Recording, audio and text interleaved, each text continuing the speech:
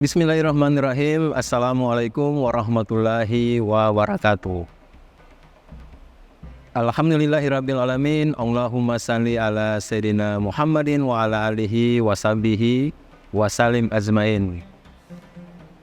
Alhamdulillah, kami dari Yayasan Rubatul Khairat Kota Ternate di bawah pimpinan Al-Habib Abdurrahman bin Kamil As-Sagaf. Sementara ini kami lagi membangun gedung pondok pesantren Rubatul Khairat Madrasah Al-Ulya yang sementara dibangun, ya. Gedung lantai 3. Kami sangat membutuhkan dana infak dan sedekah dari jamaah bapak-bapak dan ibu-ibu. Bagi yang mau berinfak untuk melanjutkan pembangunan gedung pondok pesantren, bisa ditransfer di rekening Bank Syariah Indonesia atas nama Yayasan Rubatul Khairat. Nomor rekening 72356395526. Terima kasih.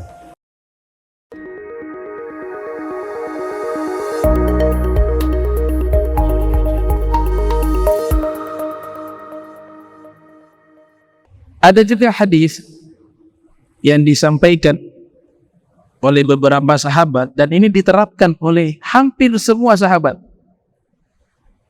dan diterapkan oleh hampir semua ahlul bait Rasul. Ini kadang-kadang disalahpahami. Ada hadis yang Nabi sampaikan kepada mereka. Ini termaktub dalam kitab Sunan Abi Daud. Nabi perintahkan begini waktu mereka sedang kumpul, sahabat-sahabat. Muru auladakum bisalat wahum abna'u sab'a wadribuhum 'alayhim wa hum abna'u 'ashar wa farriqu baina madajibihim atau kama qala Rasulullah sallallahu alaihi wasallam, yang artinya perintahkanlah anak-anak kalian salat di saat usia mereka 7 tahun. Berikanlah saksi kepada mereka ketika mereka meninggalkan sholat di usia 10 tahun.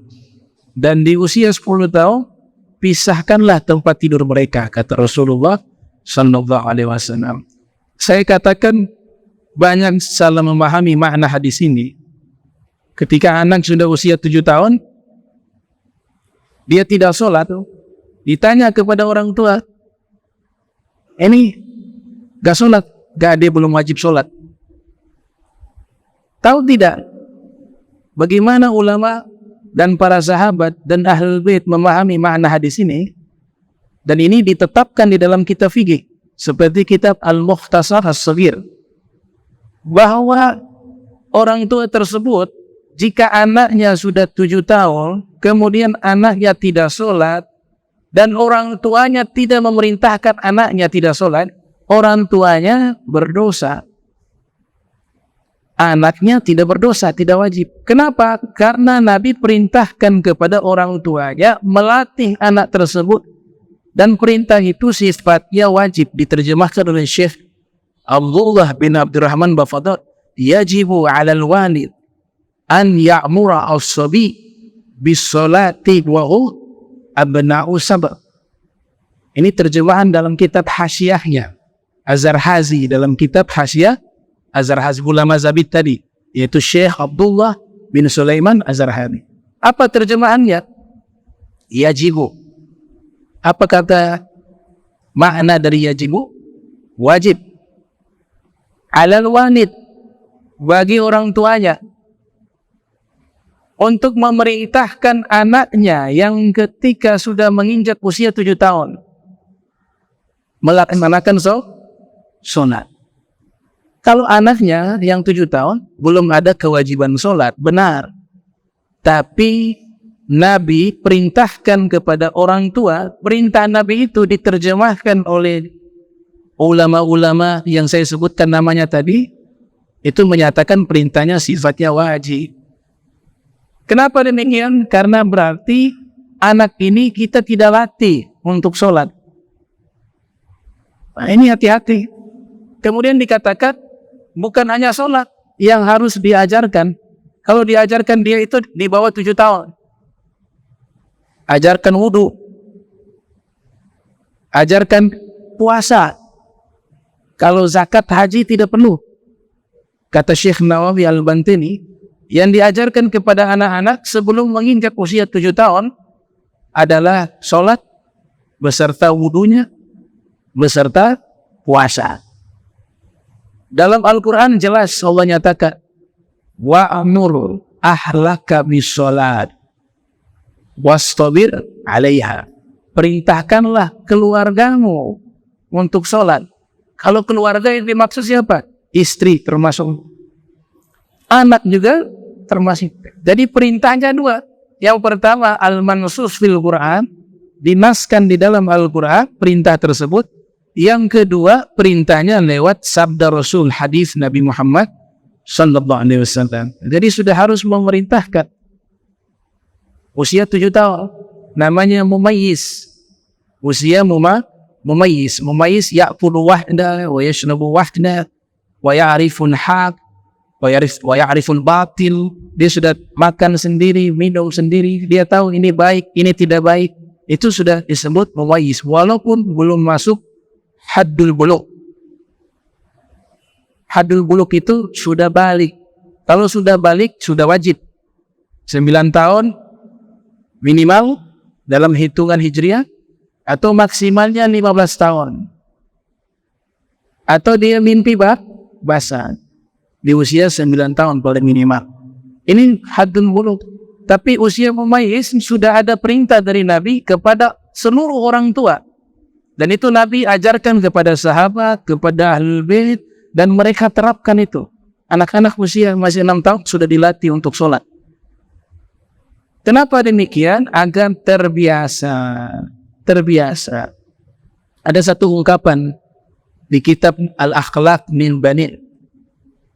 Pohon yang masih kecil, kalau dia bengkok masih bisa diluruskan. Dia bengkok, kita luruskan. Bengkok lagi, luruskan. Sampai akhirnya dia tumbuh menjadi pohon yang besar dalam keadaan lurus. Tapi kalau yang dari kecil pohon itu bengkok, kita biarkan, maka dia akan tumbuh terus menjadi bengkok. Ketika sudah menjadi pohon yang besar, keadaannya bengkok, sudah tidak bisa diluruskan. Artinya apa? Pendidikan itu sudah mulai kita terapkan sejak usia dini, usia anak-anak. Sayyidina Ali kan mengatakan di dalam satu maqalah beliau, dan ini menjadi satu rumusan di dalam psikologi anak, ilmu psikologi anak.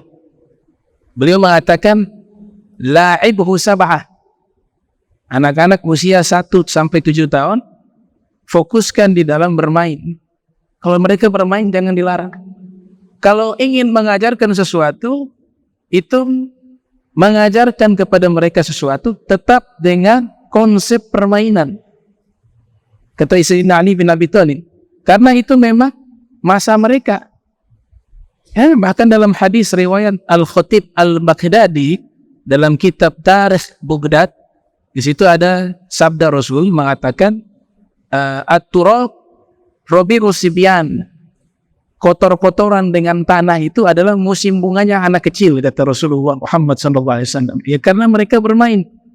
Atau kama qala Rasul SAW. Kemudian 7 tahun lagi ditambah 7 tahun. Berarti berapa? 14. Wa'adibhu sab'ah. Di usia 7 tahun sampai 14, didik tata krama, akhlak, etika. Difokuskan di situ. Kemudian alimhu sab'ah, ditambah 7 tahun lagi, fokuskan di dalam ilmu pengetahuan, ajarkan dia. Ya. Jadi adab setelah 7 tahun bermain, 7 tahun berikutnya, adab 7 tahun berikutnya fokuskan di ilmu pengetahuan.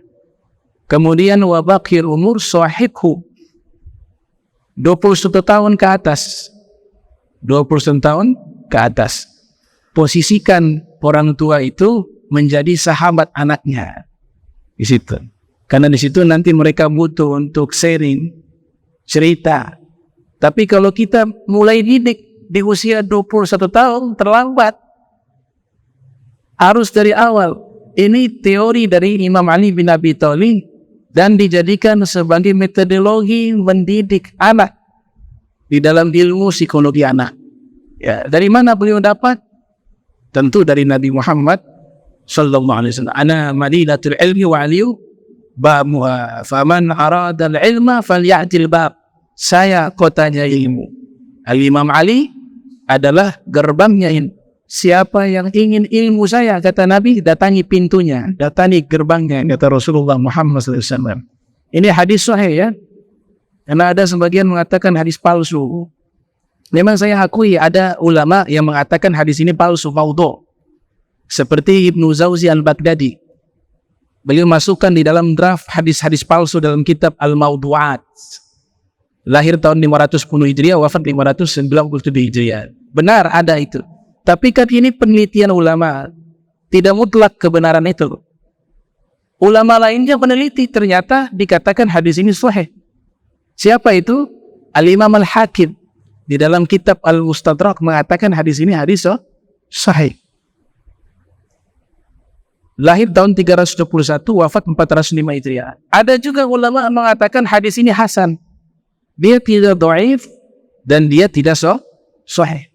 Tapi mengatakan hadis yang bagus, hasan, yaitu Al-Imam As-Suyuti yang lahir tahun 849 Hijriah, wafat 911 Hijriah dalam kitab Tarikh Al-Khulafa. Namun ulama mutakhirin, As-Sayyid Ahmad bin Muhammad bin Siddiq Al-Ghumari, beliau meneliti dari sanadnya, rawinya, matannya, semua beliau teliti. Beliau simpulkan ternyata hadis yang Nabi katakan saya kotanya ilmu dan Imam Ali adalah gerbangnya ilmu. Beliau simpulkan hadis ini hadis yang sangat sahih. Bukan sahih lagi, sangat sahih. Dan rawi-rawinya itu yang meriwayatkan itu sahabat lebih dari 3 orang, 4 orang, bahkan dikatakan 8 orang. Bahkan dikatakan hampir mutawatir. Beliau buat satu kitab khusus berjudul Fathul Malikil Ali yang membahas tentang kesahihan hadis tersebut.